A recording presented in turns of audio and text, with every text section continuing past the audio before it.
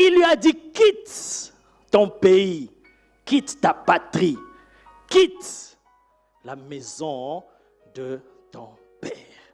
Tu veux commencer une marche avec Dieu, que Dieu commence à se révéler à toi, tu dois quitter. Dans cela, je vois 3 dimensions.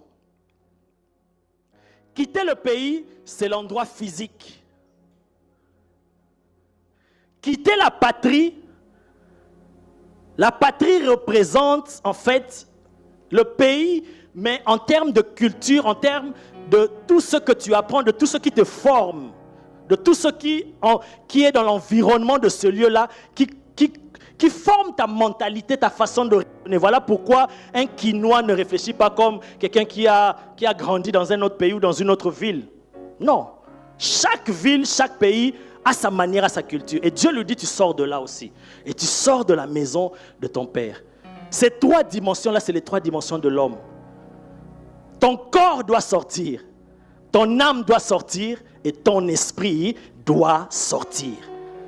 Parce que tu étais un idolâtre. Je veux me révéler à toi, alors ces 3 dimensions-là, c'est ce qu'on appelle plus tard, c'est la nouvelle naissance. Abraham, tu dois naître de nouveau. Je dois changer ta mentalité, ta conception, et tu vas apprendre des choses avec moi. Et c'est un parcours. Tu peux quitter le pays. Bien que tu as quitté le pays, mais tu es toujours dans la maison de ton Père. Voilà pourquoi beaucoup de gens, tu as quitté l'Europe, pensant que tu as fui la sorcellerie du pays, mais la sorcellerie te rattrape jusqu'ici. Pourquoi? Parce que c'est le corps qui a quitté, mais l'esprit est encore là-bas. J'ai prié pour une femme ici, je ne sais pas si elle est là aujourd'hui, elle n'est pas là. Elle est venue, elle m'a dit, pasteur, j'ai trop de problèmes. Elle m'a expliqué. Et quand tu entends, tu dis vraiment ça. Tu es prisonnière dans la famille. Rien ne marche, les affaires, tout ce qu'elle fait, on l'escroque. Au niveau sentimental, les enfants, tout, donc rien, absolument rien ne marche. Rien.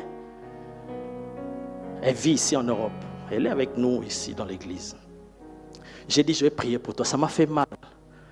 Ces œuvres du diable. J'ai dit, je vais prier pour toi. Et je vais prier pour toi. La prière que je vais faire, peut-être que tu ne te rendras pas compte, mais moi je sais. Je connais ce Dieu-là. Et j'ai cette expérience-là, j'ai ce témoignage. Je sais que quelque chose va se passer dans ta famille. Je lui ai dit, donne-moi tes mains. J'ai prié pour elle. J'ai fait un travail dans l'esprit. Après, je lui ai dit, l'Éternel t'ouvrira les yeux. Et tu verras et tu comprendras qu'est-ce qui vient de se faire ici. Quelques jours plus tard, elle m'appelle. Elle a fait un rêve. Elle ne comprend pas que je lui explique. Qu'est-ce qu'elle voit? Elle voit qu'elle se retrouve dans sa famille, au Congo. Et elle était là avec les membres de sa famille. Et bizarrement, moi aussi, j'étais là. Après, à un moment donné, elle voulait aller se soulager. Il y a une de ses tantes qui se lève pour l'accompagner. Elle a trouvé ça bizarre, elle part. Deuxième fois encore, la même chose, elle part, la tante l'accompagne. Troisième fois encore, elle part, la tante l'accompagne et commence à partir à un autre endroit. Et directement, j'apparais là où elle était et je lui dis, ne pars pas sur ce chemin-là, il y a quelque chose de mauvais qu'on prépare contre toi. Comme elle était déjà prête, elle est entrée. Dès qu'elle est entrée dans cette pièce-là, elle a fermé la porte, elle voulait fermer la fenêtre. Il y a un garçon qui est venu avec un spray, avec quelque chose pour... voilà, avec un spray. Et il voulait pomper pour l'étouffer, pour je ne sais pas si c'était du poison ou quoi. Et rapidement, elle a fermé la fenêtre.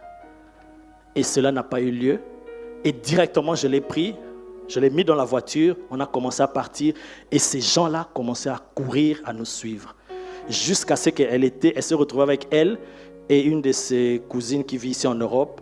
Et je les ai mis en sécurité. Après, ils sont partis. Elle me dit, mais qu'est-ce que cela explique? Je lui dis, mais c'est clair. Tu t'es retrouvé où? Dans ta famille. Il y a des choses qui se sont passées. Voilà pourquoi rien ne va marcher. Et j'ai prié pour toi. Et le Seigneur a fait un travail. Il t'a délivré de ces choses. C'est ce qu'il t'a montré. C'est fini, ils ne pourront plus. Ils savent que leur plan est déjoué. Ils cherchent à te suivre, mais ils ne pourront plus t'atteindre. Quel quelques jours plus tard, je pense 1 ou 2 jours, elle m'appelle encore, j'ai fait un rêve. J'ai dit quoi? Non, je me suis retrouvé dans notre maison, dans la famille, et on était en train de faire des valises pour voyager. Et on était déjà en retard, on risquait de rater l'avion. On sort de la maison. Après, je me rends compte que j'ai oublié quelque chose. Je retourne rapidement pour prendre. J'ai pris ce qui me restait. Après, je suis parti. Et après, comme on était en retard, on risquait de rater l'avion. On a vu des policiers qui sont venus rapidement. Ils nous ont pris, ils nous ont transportés jusqu'à l'aéroport. Ils ont dit, entrez rapidement, sinon vous allez rater l'avion. Et on a pris l'avion et directement on a décollé. Qu'est-ce que ça veut dire? Mais j'ai dit, mais c'est clair encore? Dieu t'a délivré complètement de tout ça. Et que rien de toi ne puisse rester encore dans cette famille-là. Voilà pourquoi tu allais oublier et tu es revenu prendre. Et tu es parti. Et les policiers que tu as vus, c'est les anges qui vont accélérer maintenant ta marche. Et tu ne rateras rien, tu ne seras plus en retard dans ta vie et tu vas entrer maintenant dans ta destinée. Amen.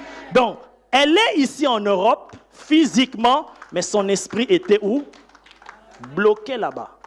Dieu dit à Abraham que ton esprit sorte, que ton âme sorte et que ton corps aussi sorte.